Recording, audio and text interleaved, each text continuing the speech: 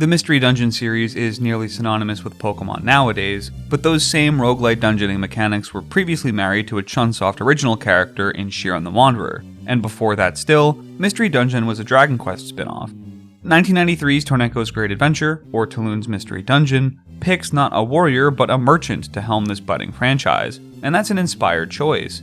Something that got lost as more intellectual property took Taloon's place is how interwoven the original rule set is with being a non-combat side character.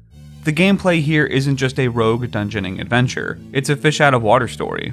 Taloon wasn't built for this kind of stuff. His physique, his occupation, and his motives are not standard for fantasy heroes. He sees the dungeons as a way to stock his business and evolve it into a global trading operation. You even get this little intro cinematic in the style of, what was even then retro, NES Dragon Quest. That capitalism is a framing device more than it is an actual gameplay mechanic. All of the buying and selling is purely in cutscenes and delegated to our hero's wife. Taloon himself is committed to the dungeons. Taloon's Mystery Dungeon is broken into two discrete phases, the Beginner Dungeon and the Mystery Dungeon proper. When the game starts and Taloon explains his ambitions to the king, he demands we acquire a special box for him inside of the Beginner Dungeon to prove our worth. It's a relatively invisible tutorial because this introductory challenge is structured just like the regular Mystery Dungeon, and it's nearly as hard. The enemies are slightly weaker, the finish line is a little closer, and the boundaries of the randomness aren't quite as wide, but the Beginner Dungeon is the game in miniature. You have to fight your way through randomized levels, acquire the box, and exfiltrate, all with the threat of permadeath separating you from your items and experience. You can do a little JRPG grinding. Rather than making a rapid descent, you can exhaust each floor of all of its monsters and claim their rewards. If you're lucky, you'll have a sword and shield by the time things start to get hard. If you're unlucky, you'll have to make the most of an inventory of consumables and staves to ward off permanent death. The permadeath is a very real threat you need to account for as you descend, but it doesn't sting all that hard. Deaths in Taloon's Mystery Dungeon are consequential, but easy to bounce back from thanks to two factors: game speed and game length. Despite being turn-based, it's just a snappy game to interface with. The turns here are obfuscated and just married to your basic movement inputs. Rather than spending a turn to command your guy to move left, you just move him left like he's an action game character, and the turn resolves behind the scenes, with all the enemies moving simultaneously. You even get an emulator-like speed-up button which lets you move in one particular direction nearly instantly until you hit a wall or obstacle. Enemies take their sped-up turns too, which makes this better suited to the trivial difficulties of the early floors, but it helps you get back into the groove quickly after you die. In terms of game length, there's 10 required floors of the Beginner Dungeon and 27 required floors of the regular dungeon, each only a few minutes long on average. This is a beautifully short game. The reported main story times you see on How Long to Beat of 6 hours are still accounting for an expected failure rate. At any given time, you're probably only 2 or 3 well-executed hours away from credits.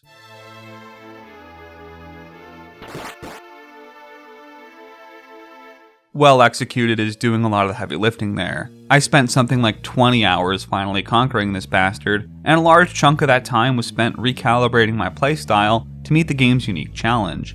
When I mentioned that Taloon not being a fighter is thematically appropriate and lessened by other IPs taking over the Mystery Dungeon mantle, it's really something you can feel after you beat the Beginner Dungeon, specifically once you get to the double-digit floors. You can't brute force your way through the Mystery Dungeon. Yes, you can get a sword, yes, you can get a shield, and yes, you can use them both in simple turn-based combat that yields experience and levels. It's how that experience and leveling contrast against the enemy's power gain that makes things unique. Kill every baddie in every room as you descend the dungeon, and you still won't be stronger than the average enemy you run into. Late game enemies can kill you in a few hits no matter how high your level or how hardened your shield. This inverts the usual roguelike flow.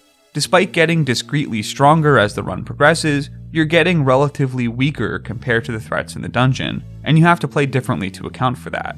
You're not here to overpower your enemies, you're here to circumvent them. The strength of your sword is less important than the flexibility of your inventory. Mastery over the game requires learning what all of the items have the potential to do, which can be spent or saved for later parts of your run. Teleports, polymorphs, confusion spells, and fire breaths are all going to scale better than the flat damage that some other sources provide. The The tying thread between just about everything useful in Taloon's mystery dungeon is transience. Almost anything good is a combination of consumable and random. Everything exists in a one-use scroll or a limited-use staff. There's no innate magic spells Taloon can learn because that's not the kind of character he is, and that's not the kind of game he's in. Your inventory isn't a menu you visit in between combat, but a vital extension of your power, one that will need to be regularly tapped into in order to survive. This isn't an experience where you can mass accumulate healing herbs to let them go unused till the late game. The balance here is expecting you to be using your resources constantly. Your inventory has limited slots too, so you'll need to juggle priorities and try to squeeze value out of your items before you overflow. It's hard, and as much as I'd love to tell you the old game review cliche that it's always tough but always fair, I don't know if I can. Sometimes, Taloon's Mystery Dungeon just hates you. There will be times when food spawning just doesn't work in your favor, and your hunger meter gets the best of you. There will be times when the game just doesn't want to give you a shield. Most egregiously, there will be times when the game spawns you in a monster pit, which is a nearly guaranteed death if you don't have a teleport scroll on you. The great balancer here is a constantly present sense of bidirectionality. You might be in a trap-ridden dungeon with arrows and monsters, but so are your foes. Enemies are subject to friendly fire rules, so you can position yourself in a way that archers take out their peers.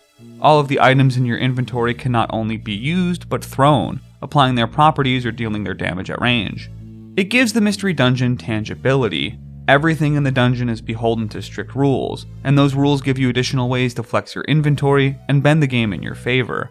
This extends to experience gain too. In some rare scenarios, not only will the enemies accidentally friendly fire each other, but accidentally kill each other, which grants them the experience for the kill and can cause them to level up, beefing up their stats and giving you a higher experience payout if you defeat them. That only happened twice in my 20 hours and I didn't capture footage, but while it may be a silly, fringe, and infrequent behavior, it's one that crystallizes what makes Mystery Dungeon so good. It sticks you in a simple, randomized dungeon, it subjects you to difficult enemies and scarce resources, but then it also makes those enemies just as frail and susceptible to the dungeon's harshness as you are. The game is all gas and stays hyper-focused on these themes. While the beginner dungeon is mandatory, all the little tutorial advice that precedes it is optional. After your conversation with the king, just skip talking to his court and you're right in the game. No tours around town or explanation of a meta progression system required. What constitutes this first entry's cross-run mechanics are simple and optional. They're more like a fail-state handicap than a meaningful requirement for credits. Lost runs contribute half of that run's gold towards your shop, with particular gold thresholds rewarding you with extra bonuses to start each run, like bringing in a guaranteed sword or consumable. But it's a complete game even without that system. It's technically a roguelite, but it plays more like a roguelike due to how optional these meta systems are. You can just aim for the final objective on your first run in the Mystery Dungeon, progression be damned. There's a simplicity to Taloon's Mystery Dungeon that makes it such an evergreen staple of the franchise. It is the Mystery Dungeon formula at its most unobfuscated, and while future games have expanded the scope, they've lost some of the thematic resonance along the way. Taloon is not intrinsically powerful, nor can experience make him so. He must be careful in his navigation and thoughtful with his time. He must avoid challenging combats when it's possible, and when it's unavoidable, he must borrow power from his inventory. Taloon may not be built for the Mystery Dungeons, but it's clear that the Mystery Dungeons were built for Taloon.